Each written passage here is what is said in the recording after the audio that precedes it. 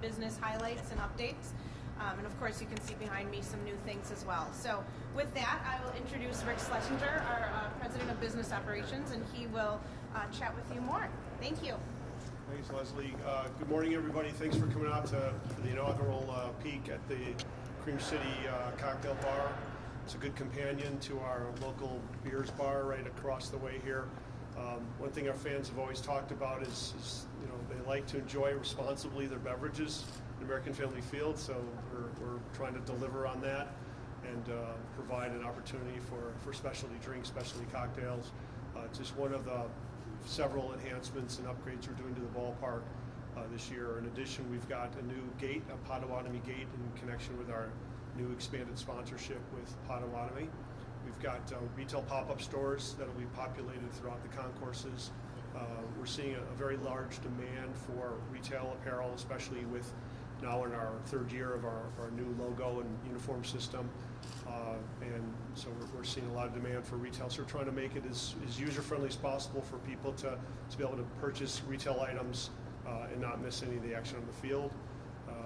We have a new soda sponsor in Coca-Cola and a new bottled water partner in Nicolay Beverage. So again, a lot of changes to the ballpark.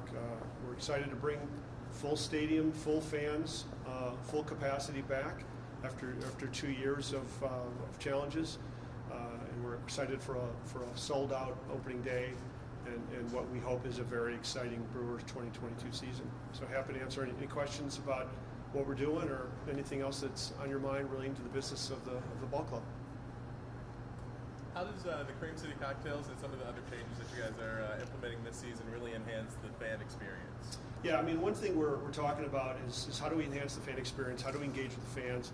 And when we do our fan surveying, one of the things they always talk about is they want different options for beverages, and our adult fans want different options for cocktails and different kinds of beers. Obviously, our Molson Coors beer products remain by and far the most popular, just on volume and popularity. But we're trying to give our fans alternatives. And again, this is just one example of trying to meet the customer experience, trying to meet customer demand, trying to listen to the fans. So that's pretty much our mission statement. Is in the business operations side is listen to the fans. What can we do to enhance the ballpark to meet the fans' needs, fans' interests, and this is one small piece of it.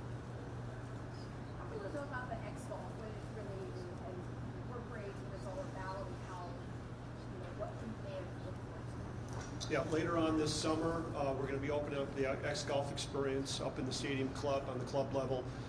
It's a 7 simulators, so golf fanatics who love the game of golf, but with our chilly Wisconsin weather, don't always get the opportunity to be on the course. They'll be able to come here during games and on non-game days. I always get asked this question. On game days, you can't bring your clubs into the ballpark for obvious reasons, but we have a full set of clubs available for every need and every fan and every skill level. On non-game days, people bring their clubs and rent the pods and have a great experience. And again, it's sort of a way of merging two really Wisconsin fun events, golf and baseball. And we look forward to really having sort of a unique experience here where fans who are loving baseball and love golf can merge the two. And again, on non-game days when it's cold outside, the pods will be active and we'll have a nice environment for people to play and practice their game. You mentioned the return to full capacity, of course. Are there any changes last year made during the pandemic that will stay in place this season?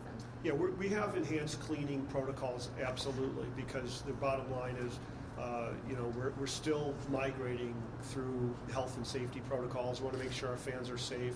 We want to make sure our fans have confidence that they can come to an event with 42,000 of their best and closest friends and be safe. So, a lot of cleaning, a lot of enhanced protocols on that regard. But, we don't have a mask mandate, obviously, and we don't have any restrictions on capacity. We feel this is a very safe environment. We're considered an outdoor venue even when the roof is closed, which I suspect it will be for many games in April, given our chilly spring weather.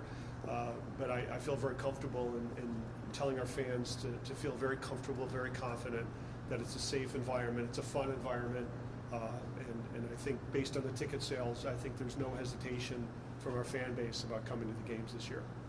With the increase in attractions, has that increased the staffing for game day procedures and things of that nature? Yeah, we do have additional staffing, both for cleaning and also, what we're trying to do is get people in the ballpark, ingress as efficiently as possible. And like any other business, we're doing our best to staff appropriately. We've had to increase wages. We've had to enhance our staffing operations to make sure we get full complement of staff, whether it's parking, entry, ushers, food and beverage. I'm very comfortable and confident that we've done a great job making sure we have full staffs, because when you come to a ballpark, you want to be able to come in easily, you want to park your car quickly, you want to come through the gates easily, you want to get your food and beverage quickly, you want to see the games, you want to have a great experience. And top of mind to us is making sure that all of our event staff, who are extremely loyal, love the Brewers, are appropriately paid, are appropriately positioned, and fully staffed, so that it's almost a seamless experience to come to the ballpark and then leave the ballpark.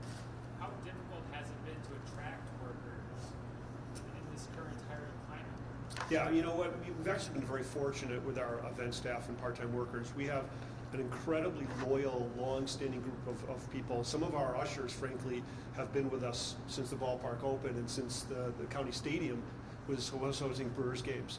So we have very loyal, dedicated staff. They love coming to the ballpark. They love working here. We've been able to offer, incentives and additional pay for cleaning, for concession folks, for entry level, for our security people. So I'm very pleased that our staffing levels are going to meet the expectations and meet our capacity. Like everything else, we have to be flexible. We have to recognize that people have competition for where they want to work. It's not only pay and benefits, it's making the work experience great. We're blessed, frankly, that people want to work here. It's a great environment. You can never have a bad day, I say, when you're working in a ballpark, and that's true for our full-time employees as well as our part-time staff. It's a privilege, I think, to work here and be part of what I think is going to be a very successful and magical 2022 season. You mentioned you raised wages. How much did you raise those wages? If I had 3 hours, I could walk through the matrix with you, but it's based on the job, it's based on seniority, it's based on the games. We have a lot of different experiences here where some games, are more crowded, some games where we need more staffing. It's a supply and demand issue. So we've identified areas where we need to be more competitive with wages and attract people, and the results from our staffing protocols have been very successful. So I'm very, very confident we're going to have full staff and make sure that the experience for our fans is top rate. How important was it to add these new additions and really give fans something to look forward to, especially before day, opening day, and really giving them something new to experience? Yeah, I think our philosophy is every year we sort of want to bring something new to the ballpark experience. And I think it's we are very prideful with our ballpark. We are custodians of an amazing facility that our fans built and paid for. And it's our job to make sure that we keep this state of the art, keep it fresh, keep it exciting, offer fans something new. We're not always going to bat 1,000 with everything we do, but if we see that something is not successful, we'll pivot. Fortunately, we have done things that mostly the fans have embraced. I think our cocktail bar here will be very successful. I think our retail will be successful. I think Elks Golf will be successful. But again, if we find we need to pivot and do things differently, we will. But from my perspective, we're trustees of an amazing facility. We have to invest in it. Since Mark Antonasio has bought this team, we've invested over $100 million of the club's money in upgrades, and I think people see that and respect it. Obviously, the show is about the team on the field, but from our perspective, I can't guarantee a win every time the team goes out there. But I can guarantee a great experience, and that starts with our staffing. It starts with our infrastructure development. It counts, with our investments. So anything we do make the fan experience great, safe, affordable. That's our goal. And lastly, for me, where did you get the idea for the Cream City cocktails? Well, again, Cream City is such a moniker about Wisconsin. The brick, evokes the tradition of Milwaukee and the buildings. So we thought it was sort of a natural. To have Cream City and have sort of the brick from just the Wisconsin heritage, and then you put the word cocktail, people know what it is. I think sometimes you get too clever with signage and names, and sometimes simple works. So if something says cocktail, you know what it is. If something says beer, you know what it is. And we don't want to complicate things. Make it easy for people to understand what we're serving, where we're serving it, so that again, their job is to have fun, grab a beverage, grab a food item, be able to watch the game.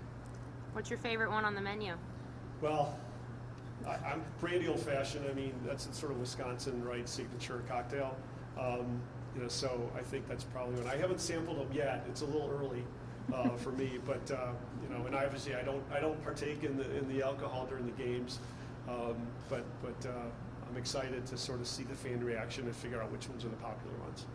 Which one's Euchre's favorite? I don't know. I haven't asked Bob that question, but we'll have to try to get him out here and sample some, and he'll have an opinion. There's no shortage of opinions from Bob when it comes to things.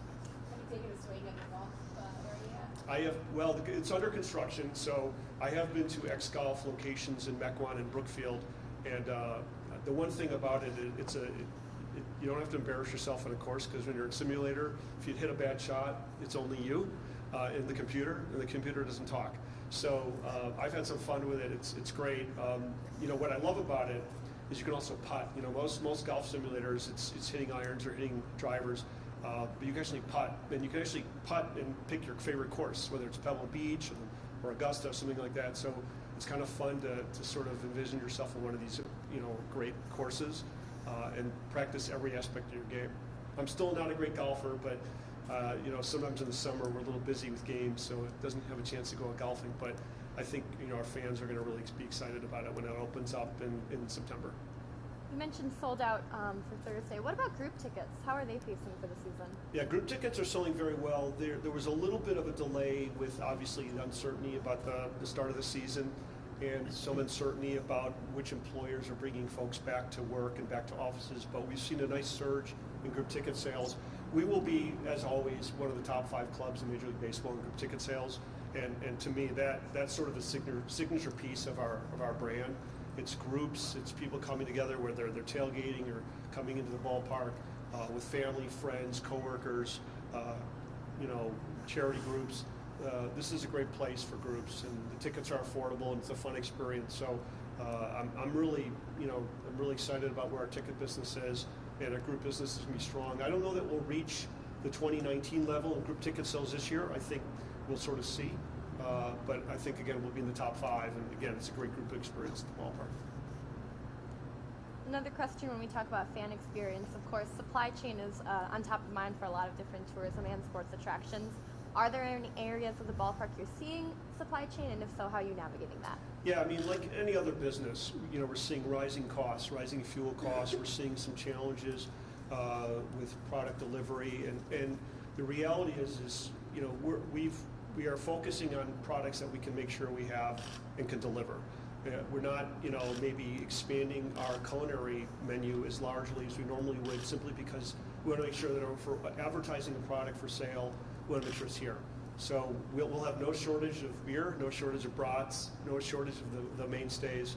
Again, we want to make sure that our fan experience is not troubled by, macroeconomic issues. Like every other business, you got to be nimble, you got to be smart.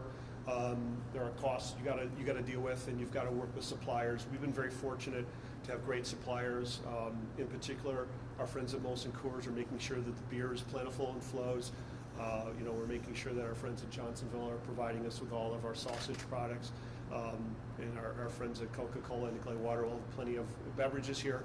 So I'm not concerned about shortages. But obviously it takes a lot of staffing, a lot of planning to make sure that we have enough food beverage product, but I'm confident that that's not going to be an issue. All right. Thanks a lot. Thank you, guys. Thank you.